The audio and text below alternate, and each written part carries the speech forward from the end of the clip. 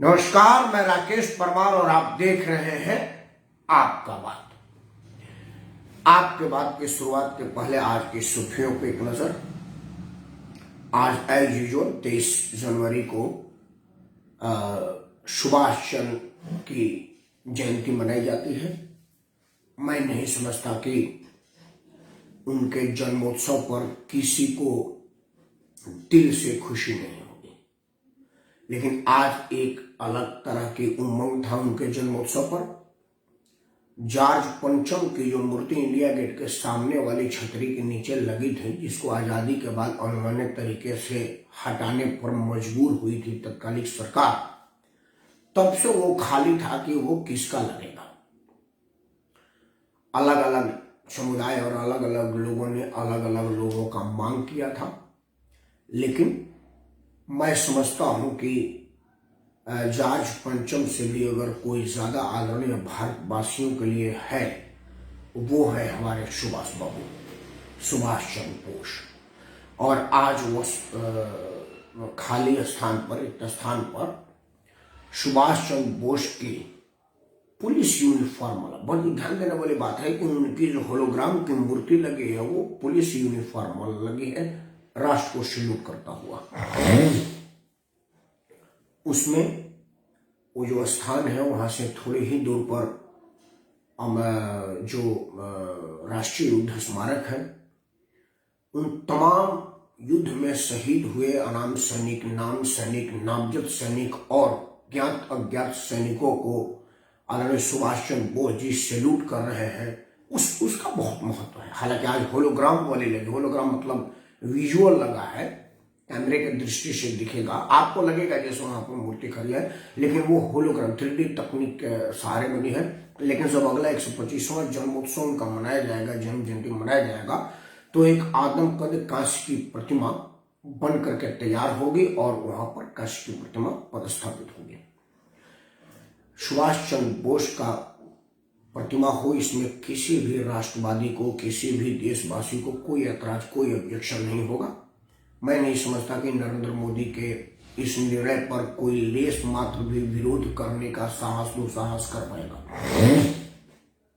क्योंकि वर्तमान राजनीति हो या पहले की राजनीति हो, मैं नहीं समझता कि सुभाष बाबू के कद किसी से तुलना योग्य भी था। वो ऊपर के आदमी थे, वो सब तुलना से बड़ी शख्सियत थे और उनकी शख्सियत को एक बड़ा सम्मान मिला है थैंक्स टू नरेंद्र मोदी। नरेंद्र मोदी ने 2 काम और किए हैं। राष्ट्रीय युद्ध स्मारक उन्हीं के कार्यकाल में बना और युद्ध स्मारक पर वो अमर जवान ज्योति को शिफ्ट किया गया है। मैं कल इस पर बोल चुका हूं, वो विषय नहीं है। विषय यह है कि अमर जवान ज्योति के पास अमर शहीदों को सैल्यूट करता हुआ, सलामी देते हुए हमारा राष्ट्र नायक की तस्वीर बहुत कुछ अपने आप में कहेगा। ये आज का मुख्य सुर्खियां था। खैर, कैप्टन अमरिंदर कांग्रेस से अलग होने के बाद अपनी पहली लिस्ट जारी किया। स्वयं के लिए वो अपना रियासत, जहां के वो राजा थे पटियाला के, वहां से वो चुनाव लड़ेंगे। वो भी बड़ा मुद्दा नहीं था, सुर्खिया में वो भी रहा। उत्तर प्रदेश में जो चुनाव घोषित हो चुका है, उसकी जिन उम्मीदवारों की लिस्ट आ गई है, वो अपना आनंद मना रहे हैं और जिनकी नहीं आ रही है वो इंतजार कर रहे हैं। सुर्खिया ये भी था।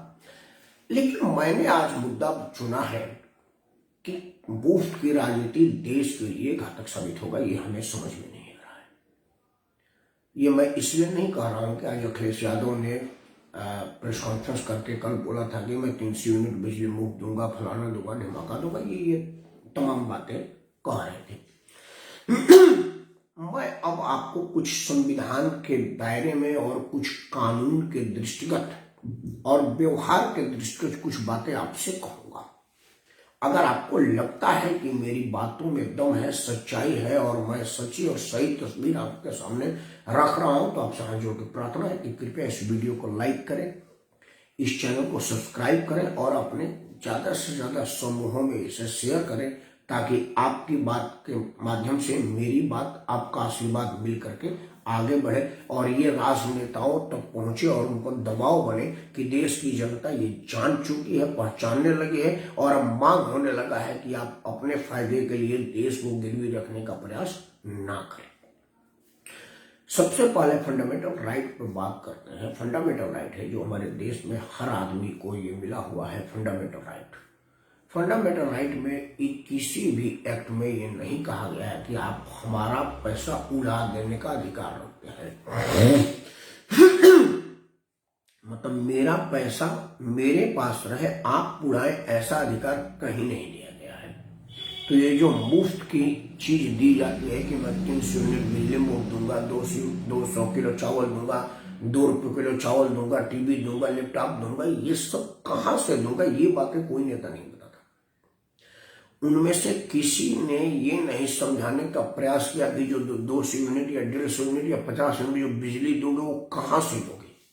अपने घर से दोगे? वो जो टाइल उखाड़ करके, टाइल के नीचे से जो बेशुमार संपत्ति उखाड़ करके ले गए थे उसमें से दोगे? या कुछ भी ना होते हुए पिताजी की कहीं कोई शख्सियत नहीं थी और अरबों खरबों की संपत्ति जमा करके रखे हुए उससे दोगे? इन सब विषयों पर कोई आदमी अभी चर्चा नहीं करता है। Akhilesh Yadav 200, 300 unit, 500 unit, 1000 unit दें, लेकिन कहां से देंगे ये उन्होंने नहीं बताया है।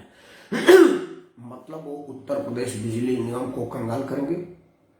अरविंद केजरीवाल ने दिल्ली में 300-600 लीटर पानी मुफ्त दिया था, उसका परिणाम जानते हैं क्या है? सबसे दुखद स्थिति है कि देश की समाचार एजेंसियां इस विषय पर इंगित नहीं करती। देश की समाचार एजेंसियां इस विषय पर चर्चा करती है कि राज्य लोकसभा का चुनाव हो तो प्रधानमंत्री कौन बनेगा। मतलब चुनाव, राज्य में 5 राज्यों में चुनाव है और देश में चर्चा कि अगर लोकसभा का चुनाव हो तो कौन जीतेगा। इतनी वाहियात और बेमतलब की समाचार चैनलों पर आ रहा है। किसी समाचार चैनल पर भूत प्रेत आ रहा है कि यहाँ पर बालू चांदी रहता था। इस तरह की बेमतलब वाली समाचारें आती हैं, लेकिन मुद्दे वाला नहीं आता। मुद्दा वाला क्या था? जैसे ही अखिलेश यादव ने 300 यूनिट मुफ्त बिजली देने की घोषणा की, उस वक्त समाचार चैनलों के एक फ्रेम पर ये आना चाहिए था कि दिल्ली में अरविंद केजरीवाल ने 200 यूनिट मुफ्त बिजली दिया तो बिजली की अर्थव्यवस्था और बिजली दिल्ली में रहने वाले बिजली उपभोक्ताओं पर क्या असर पड़ा। पानी मुफ्त में जो देने की योजना किया तो दिल्ली जल बोर्ड की क्या स्थिति है? आपको मालूम है दिल्ली जल बोर्ड पर 56,000 करोड़ रुपया से ऊपर का पिछले साल का कर्जा है। 28,000 करोड़ रुपए इंटरेस्ट है उसका। मतलब अभी मैं जब आपसे बोल रहा हूं तो मुझे एक मुश्त याद नहीं है कि अभी कितने हजार करोड़ का कर्जा है। अब वो कर्जा देगा कौन और दिया कैसे जाएगा? आम करदाताओं के पैसे से, जो दिल्ली में हमारे जैसे लोग जो टैक्स देते हैं, हमारे टैक्स के पैसे से उसका चुकता किया जाएगा। मतलब मुफ्त राजनीतिक लाभ लेगा केजरीवाल और नुकसान होगा मेरा।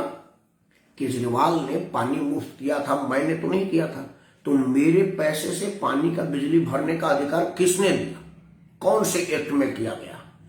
देश की सरकारें चलती हैं संविधान के अंतर्गत। तो संविधान के पहले पन्ने से आखिरी पन्ने में किस पन्ने पर लिखा है कि किसी भी राजनीतिक दल को यह अधिकार दिया जाता है कि वो मेरे, आपके और देशवासियों के पैसे से मुफ्तखोरी करे और वोट खरीदे और खरीद करके शासन खुद करे, सत्ता में खुद रहे, सत्ता की मलाई वो खुद ले, बेईमानी घोटाला करके जो मुख्यमंत्री के रूप में, प्रधानमंत्री के रूप में, केंद्रीय मंत्री के रूप में, संसद विधायक के रूप में जो कमाई होती है घोषित अघोषित, वो खुद करे और उसकी कीमत हमसे चुकवावे। ये किस एक्ट में लिखा हुआ है? इस विषय पर मैं उसमें एक केस करने जा रहा हूं। देशवासी मेरे को कितना आशीर्वाद देंगे, मैं किसी से चंदा नहीं मांग रहा, किसी से पैसा नहीं मांग रहा। जो पीआईएल का 10,000 रुपया देगा, मेरी आर्थिक स्थिति 10,000 पर है, लेकिन अभी चुनाव के टाइम पर मेरे पीआईएल एक्सेप्ट नहीं होगी, मुझे मालूम है, क्योंकि 2 पीआईएल इसके पहले भी मैंने डाला था एक बड़ी ही राष्ट्रीय मुद्दे पर, जिस पर एक्सेप्ट नहीं हुआ था। ये भी नहीं होगा क्योंकि अब उसके आगे मैं नहीं बोलूंगा, कानून का विद्यार्थी इससे ज्यादा नहीं बोल सकता। मित्रों, समाचार चैनलों पर आनी चाहिए ताकि जन जागरण हो। समाचार चैनलों का काम है कि वो जनता की बात जनता के द्वारा, जनता के माध्यम से जनता तक पहुंचाए, और इसका माध्यम होता है समाचार चैनल, समाचार एजेंसी, न्यूज़पेपर, रेडियो, टीवी, ये सब माध्यम होता है। माउथ मीडिया कितना प्रचार करेगा?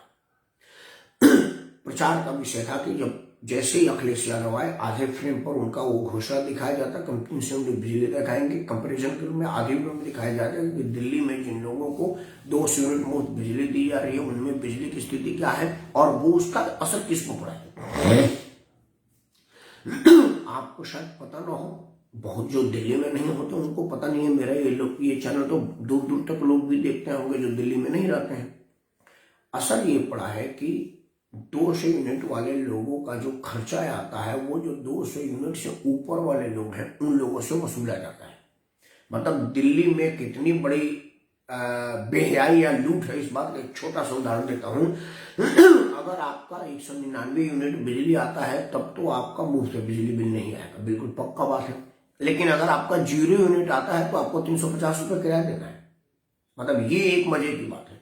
200 यूनिट बिजली आएगा तो मुफ्त है, लेकिन अगर 0 यूनिट है, मतलब एक मीटर लगा दिया गया वो चल नहीं रहा तो उसको 350 रुपया मीटर का किराया देना है।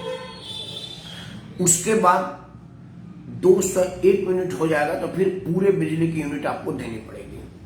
मतलब जो पहले मेरा बिजली का बिल 5-6 हजार रुपया आता था गर्मियों में, और सर्दियों में आता था 600-500, अब वो गर्मियों में 12-15 हजार रुपया आने लगा है। जबकि मेरे घर में कोई अलग से एसी उसी हमने नहीं लगवाया, कोई घर में और अलग चीज नहीं लगवाया हमने।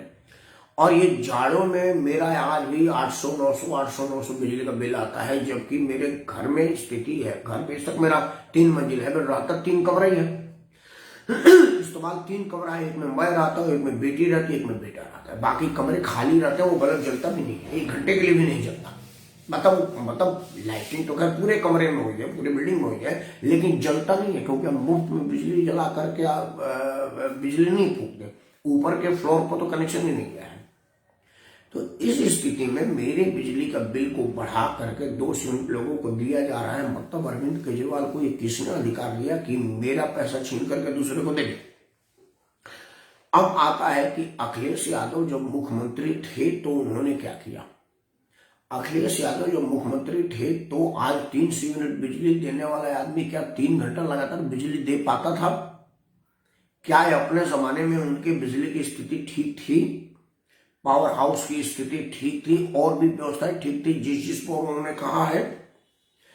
इस विषय पर हम सब लोगों को सोच करके एक यूनाइट होकर के इस चीज का विरोध करना चाहिए कि भाई जब आपके पास बिजली थी ही नहीं तो आप मुफ्त में क्या देंगे।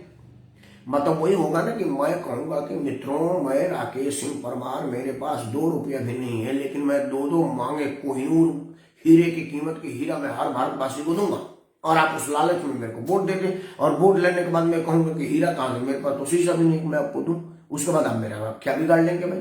कोई चुन करके तो मैं मुख्यमंत्री, प्रधानमंत्री, जो भी मुझे बनना तो मैं बन गया। इस विषय पर हमारे अदालतों को एक सो मोटो लेना चाहिए। मैं ये नहीं समझ पा रहा हूं कि हमारे विद्वान न्यायाधीशों में से किसी ने अब तक इस मुफ्तखोरी पर सो मोटो क्यों नहीं लिया। वो जली कटी पर सो मोटो ले सकते हैं, वो कोरोना में भीड़ पर सो मोटो ले सकते हैं, चुनाव के रैलियों में सो मोटो ले सकते हैं, और भी कई है, मंदिरों में महिला प्रवेश करेगी कि नहीं करेगी उस पर सो मोटो ले सकते हैं, अनाप शनाप मामलों पर सो मोटो ले सकते हैं। लेकिन ये इतना जनहित का मुद्दा है जिस पर लोगों के साथ धोखा हो रहा है, उनके अधिकारों का हनन हो रहा है और फंडामेंटल राइट का वायलेशन हो रहा है, इसमें हमारी अदालतें क्यों नहीं ले रही है, मैं समझ नहीं। हम लोगों को इस बात का ध्यान रखना चाहिए कि वो चाहे अदालतें ले या ना ले, हम भारतवासी हैं। मैं उत्तर प्रदेश के बलिया जिला का रहने वाला हूं और मेरे यहाँ अखिलेश यादव का कैंडिडेट आएगा वोट मांगने के लिए, क्योंकि डोर टू डोर कैंपेन के लिए चुनाव आयोग ने कहा है। और नहीं भी डोर टू डोर होता तो उसका एजेंट आता या वो आता। हम लोगों को उससे पूछना चाहिए अखिलेश के उम्मीदवारों से कि भाई एक चीज बताओ, 300 यूनिट मुफ्त बिजली दोगे तो जो 300 यूनिट बिजली का पैसा आए जो आएगा वो कहां से लोगे। इस विषय की चर्चा जितनी 1-2 जगह से हो जाएगी, अखिलेश को लगेगा कि यार ये लोग समझदार हो गए हैं, मतलब अब ये बात, ये दाल गलेगी नहीं। एक छोटा सा उदाहरण देता हूं आपसे। मैं अपने ऑफिस में बैठा था, एक आज से कोई, जब ये आरओ का सिस्टम बहुत नहीं चला था तो एक सेल्समैन मेरे कमरे में इजाजत लेकर गया कि सर मैं कमरे में आ सकता हूँ, बुला जाओ। बोला सर आप जो पानी पीते हैं इसमें ये वायरस है वो वायरस है। मतलब ये तो पहले पानी के विषय में तब लगा कि जो पानी में रोज पीता था उसको छू करके लगा कि यार पानी पीऊँ कि ना पीऊँ। बोला इस पानी का वायरस को सेकंड में खत्म किया जा सकता है। आप बाहर जा रहे हैं, यहाँ जा रहे हैं, वहां जा रहे हैं, कहाँ कहाँ पानी जांच करेंगे। तो एक पेन जैसा निकाला, बोले ये पेन लीजिए और ये पानी में डाल दीजिए और 1 सेकंड के लिए छोड़ दीजिए, पानी का सारा वायरस मर जाएगा, अब उस पानी को पीजिए।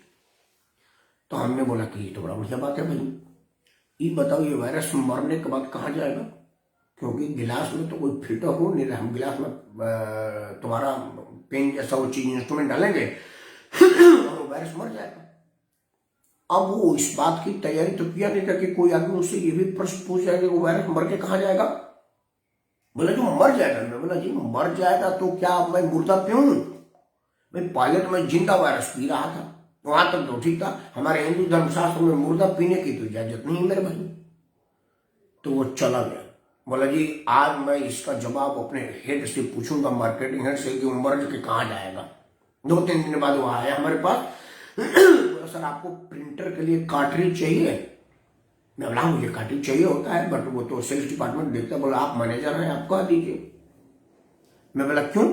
बोला वो पेन वाली बात मेरे को हजम नहीं हुई, वो हमको संतुष्ट नहीं कर सका। तो मैं बोला आपने पूछा कोई और पूछ लेगा, इससे बढ़िया हमने वो काम ही छोड़ दिया। अब मैं कार्ट्रिज का मार्केटिंग कर रहा हूं और इसमें आप मुझसे कुछ भी पूछ सकते हैं। मैं नहीं, कार्ट्रिज में कौन सा खराब हो रहा है वायरस की तेरे को बताना पड़ेगा मेरे भाई। तो ये कोई निरुत्तर हो गया। तब जाकर इसी तरह के कुछ उत्तर आप पूछ देंगे जो उत्तर उसके पास नहीं होगा, तो चुनाव में राजनीतिक दल के लोग अपने आकाओं से कहेंगे कि भाई देश की जनता पूछ रही है कि अखिलेश यादव जो 300 यूनिट बिजली मुफ्त में देंगे उसका पैसा कहां से लाएंगे।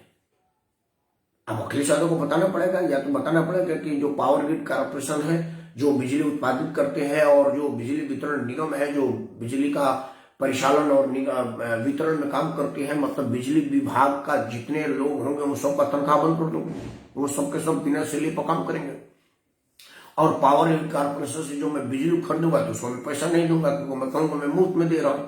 तो ये फिर भारत सरकार से पूछनी पड़ेगी कि भाई क्या आप उत्तर प्रदेश में मुफ्त में बिजली देंगे, क्योंकि उत्तर प्रदेश सरकार बिजली बनाती नहीं, बिजली तो भारत सरकार बनाती है। कानून के मुताबिक पावर ग्रिड कॉर्पोरेशन बिजली सारी खरीदती है और पावर ग्रिड कॉर्पोरेशन अपने से उसको डिस्ट्रीब्यूट करती है अलग अलग क्षेत्रों में, उसका दाम लेती है और वो लोग अगले दाम पर लेकर के, मतलब ये खरीद बिकने वाले हैं ना, कि एजेंसी से लिया, एजेंसी फिर आगे डोमेस्टिक सप्लाई किया।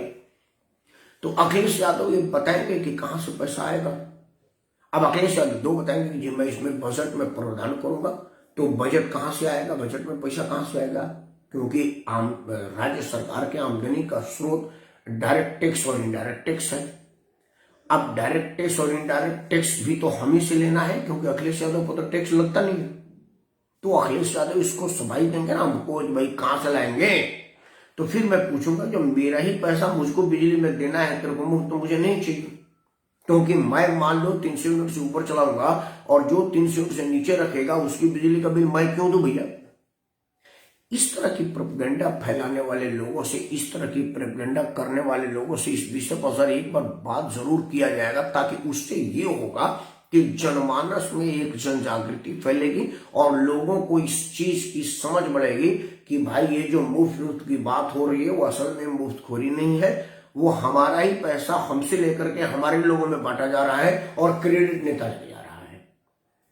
तब जाकर के इस विषय पर रुकेगा लगाम।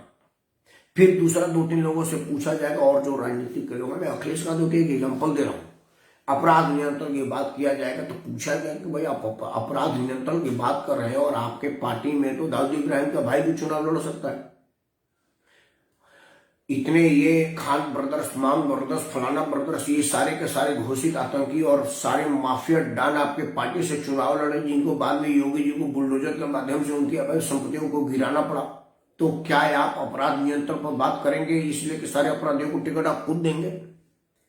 इनसे देश की जनता पूछेगी ना, प्रदेश की जनता। मान लो मैं बलिया जिला का रहने वाला हूं, मेरे यहाँ किसी अपराधी को टिकट मिल गया, तो मैं पूछूंगा ना कि भाई इसको टिकट देने के पीछे क्या उद्देश्य है? आप धमकाना चाहते हैं कि राकेश वर्मा टिकट जल्दी से दे दे, नहीं तो माफिया उम्मीदवार है, गोली मार देगा तेरे को। तो क्या आप मुझसे धमका करके मेरे से वोट लेंगे, डरा करके मेरे से वोट लेंगे? ये सब चीजों पर चर्चा जब तक नहीं होगी तब तक आम जन इस बात को पूछे और पूछते रहे, ताकि नेताओं को इस बात की समझ हो कि देश की जनता समझने लगी है। राष्ट्र निर्माण तभी होगा जब राष्ट्र ईमानदार होगा, और राष्ट्र ईमानदार तभी होगा जब देश की जनता ईमानदार लोगों को चुन करके भेजेगी, संघर्षशील लोगों को चुन करके भेजेगी। अंत में मैं आपसे सिर्फ हाथ जोड़ के एक ही प्रार्थना करूंगा कि हो सकता है राजनीतिक दल के लोग अपनी वोट बैंक के लालच में जातीय, धार्मिक और क्षेत्रीय संतुलन समीकरण बैठाने के लिए कोई अनाप शनाप कैंडिडेट आपके सामने खड़ा कर दे, लेकिन आप अपने मुद्दे पर अड़े रहिएगा कि हमारा मतदान उसी को जाएगा जो अपराधी ना हो, चरित्रहीन ना हो और जिस पर किसी भी तरह की नेकी ना हो। विश्वास करिए, अगर आप एक बार इस चीज को मान करके मतदान कर देंगे तो राजनीतिक दल के लोग ऐसे लोगों से तौबा कर लेंगे, और ऐसे लोगों से जब तक तौबा नहीं करेंगे तब तक लोकतंत्र में अशुचिता नहीं आएगी और लोकतंत्र मजबूत रहे। इसलिए लोकतांत्रिक व्यवस्था मजबूत रहे, और लोकतांत्रिक व्यवस्था तब मजबूत रहेगी जब लोकतंत्र को अपनाने वाले और लोकतंत्र के माध्यम से लोक सेवक बनने वाले लोग साफ, स्वच्छ और ईमानदार चरित्र होंगे। जय हिंद, वंदे मातरम।